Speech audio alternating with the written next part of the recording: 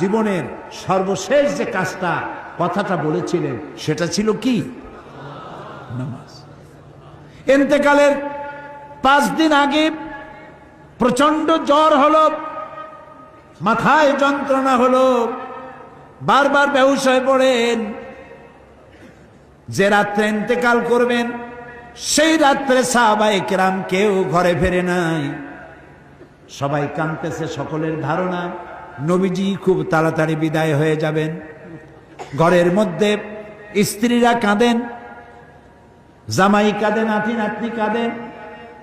সব থেকে বেশি কাঁদছেন হযরতে মা ফাতিমা রাদিয়াল্লাহু তাআলা আনহা।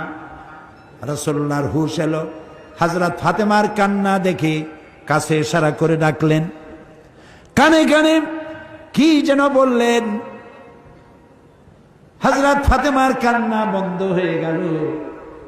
হযরত আয়েশা ফাতেমাকে ডেকে বলেন, মা তোমার আব্বা জান কি তোমারে বলল, কান্না বন্ধ হলো তোমার?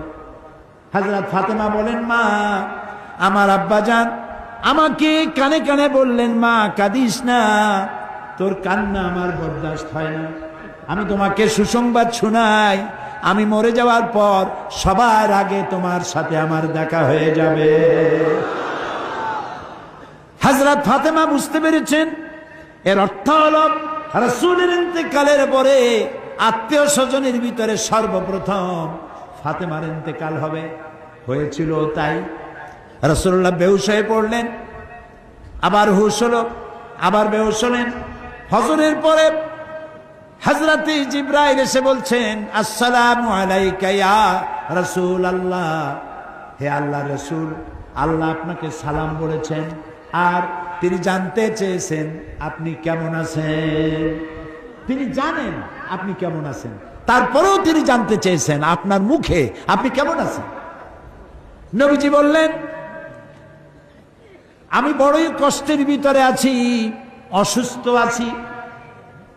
হযরতে জিবরাইল বলছেন, ইয়া রাসূলুল্লাহ, একজন নতুন ফেরেশতা এসেছে আজ আমার সাথে, যে ফেরেশতা কোনো মানুষের কাছে আসার জন্য অনুমতি কোনোদিন চায় নাই আর কোনোদিন চাবেও না, শুধু আপনার অনুমতি চায় আপনার কাছে আসার জন্য।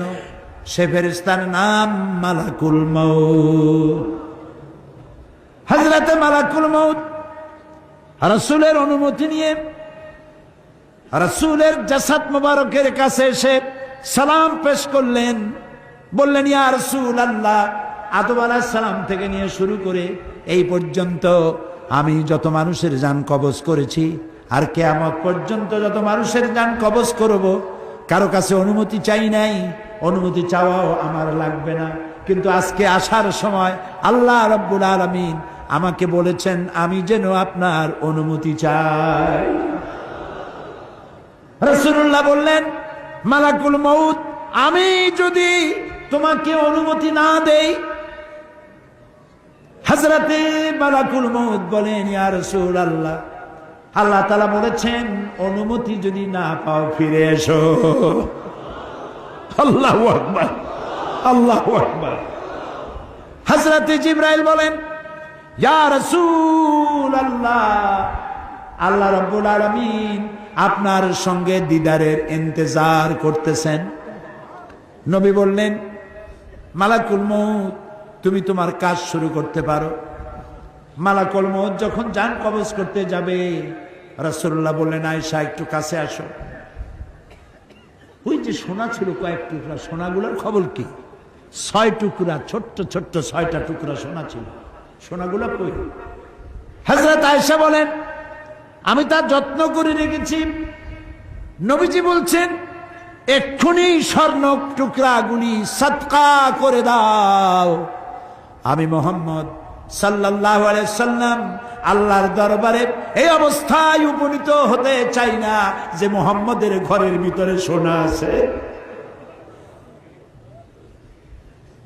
হযরত ওমর রাদিয়াল্লাহু তাআলা আনহু রাসূলের সঙ্গে দেখা করতে গেছিলেন একদিন। ঘরে মা আয়েশা ছিলেন না। হযরত ওমর সালাম দিয়ে ঘরের মধ্যে ঢুকে দাঁড়ায় দাঁড়ায় কাঁদতেছেন, বাচ্চা শিশুর মতো ডুকরে ডুকরে কাঁদছে। রাসূলুল্লাহ জিজ্ঞেস করছেন, ওমর কান্দো কেন? হযরত ওমর বলছেন, আমি বিশ্ব নবীর ঘর দেখতেছি, ছোট্ট একটা ঘর, এক কোনায় একটা সরাহি পানি রাখার পাত্র কাইতে হয়ে পড়ে আছে, একটা গ্লাস কাইতে হয়ে পড়ে আছে। আর এক কোনায়